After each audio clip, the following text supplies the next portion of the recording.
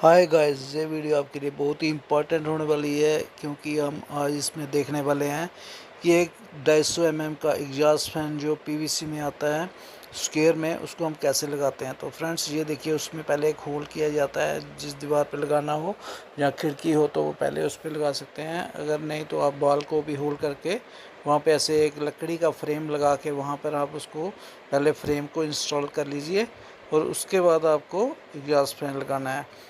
तो फ्रेंड्स, मेरी वीडियो अगर आपको अच्छी लगी तो प्लीज़ मेरी वीडियो को लाइक शेयर, मेरे चैनल को सब्सक्राइब ज़रूर कर देना। तो फ्रेंड्स, मेरी वीडियो अगर आपको अच्छी लगे तो कमेंट करके ज़रूर बताना, क्योंकि ये वीडियो आपके लिए बहुत ही इम्पोर्टेंट होने वाली है।